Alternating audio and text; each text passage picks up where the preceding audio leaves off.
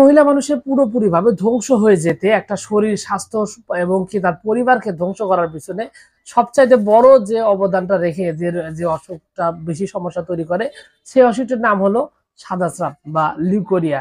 তো এই যে লিউকোরিয়া বা সাদা স্রাবের যে সমস্যাটি রয়েছে, এটা আসলে পারফেক্টলি আসলে কেউ চিকিৎসার ব্যাপারে জানেন না, বা এই রোগটা কিন্তু মানুষ অনেকটাই এত বেশি উদাসীন থাকে যে দেখা যায় যে 10 বছর 15 বছর বা আরো অনেক বেশি বছর পর্যন্ত অনেকেই দেখা যায় যে এই মানে এটার এই সমস্যাটা নিয়ে পড়ে থাকেন এবং রোগটা ভালো হয় না।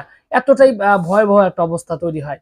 কিন্তু বাস্তবতা হলো, যদি কারো দীর্ঘদিন যাবত এই রোগটা থেকে থাকে, তাহলে কিন্তু তার শারীরিক, মানসিক এবং সবভাবেই সে ক্ষতিগ্রস্ত হতে থাকবে, এবং যে বিষয়টা হবে যে তার দিন দিন শরীর শুকিয়ে যেতে থাকবে এবং শারীরিক যে গ্রোথ সেটা মানে ঠিক থাকবে না।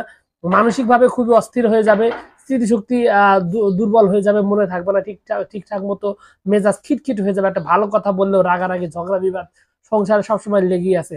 সেই সাথে আরো যে সমস্যাটা দেখা দিবে সেটা হলো যে আপনার ফিজিক্যাল রিলেশন বা সেক্সের প্রতি তাদের আগ্রহ একেবারেই থাকে না। ফিজিক্যাল রিলেশনের প্রতি আগ্রহ না থাকার কারণে স্বামী স্ত্রীর মধ্যে প্রচন্ড রকম একটা ঝগড়া বিবাদ সারাক্ষণ লেগেই থাকে। এটা একটা কমন একটা মানে সমস্যা। মোট কথাটা, সংসারটা কেমন যেন একটা একটা বিশ্রী একটা অবস্থায় তো নিয়ে যায়, এবং বলা চলে যে তার কাছে সংসারটা একটা খারাপ একটা জায়গা, এরকমটা তার কাছে মনে হয়। তো এই সাদা সাপ, ভয়ঙ্কর এই সাদা সাপটা, এটা আপনি আসলে কিভাবে ভালো করতে পারেন, কি ওষুধ খেলে ভালো হবে, সেটা নিয়ে আজকের এই ভিডিওতে মূলত। তবে এই রোগটা ভালো করার জন্য হোমিওপ্যাথিতে পরীক্ষিত কিছু ওষুধ রয়েছে আয়ুর্বেদিতেও বেশ কিছু ওষুধ, যে ওষুধগুলো আপনার এই সাদা সাপটা স্থায়ীভাবে ভালো করতে পারে। তো এই ক্ষেত্রে হোমিওপ্যাথিতে আসলে যে ওষুধগুলো রয়েছে, সেই ওষুধের মধ্যে 1 নাম্বার, সবার আগে যে ওষুধটার নাম আসে তার নাম হলো বোরাক্স। বোরাক্সের যে লক্ষণ, সেই লক্ষণটা হলো যে এই যে স্রাবটা আসে, স্রাবটা সাধারণত দেখা যায় যে ডিমের যে লালা যেরকম থাকে, সাদা বিজল বিজল, এই লক্ষণটা যদি থাকে, সেক্ষেত্রে বোরাক্স একটা পরীক্ষিত ওষুধ, খুব সুন্দরভাবে এই লক্ষণের ক্ষেত্রে ব্যবহার করলে খুব ভালো একটা রেজাল্ট পাওয়া যায় এবং খুব দ্রুত এই সমস্যাটি সমাধান করে।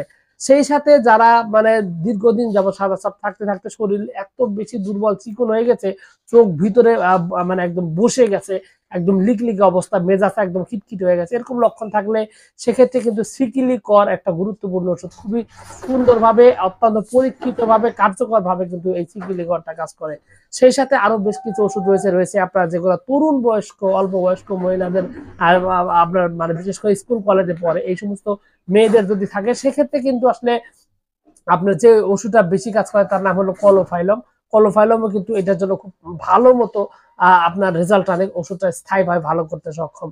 তবে এখানে একটা মানে এক্সট্রা একটা কথা বলে দিই আমি, সেটা হলো যে এটার জন্য আসলে স্পেশালি কিছু ওষুধ রয়েছে, যেটা ব্যক্তিগতভাবে আমি যেগুলো ব্যবহার করি, এরকম পার্সোনালি কিছু ওষুধ রয়েছে, যে ওষুধগুলো মানে নিয়মিত সেবন করলে দেখা যায় যে 5-7 দিনের মধ্যেই যত পুরাতন সাদা স্রাবই হোক, এটা কিন্তু ভালো হয়ে যায়। তবে সাধারণ অবস্থায়, সিম্পল অবস্থায়, এখানে যে ওষুধগুলোর কথা বলে দিলাম, এই ওষুধগুলো সেবন করলে প্রাথমিক এবং নতুন অবস্থায় খুব ভালো রেজাল্ট পাওয়া যায়, এবং স্থায়ীভাবে ভালো করার জন্য খুব ভালো সুনাম রয়েছে।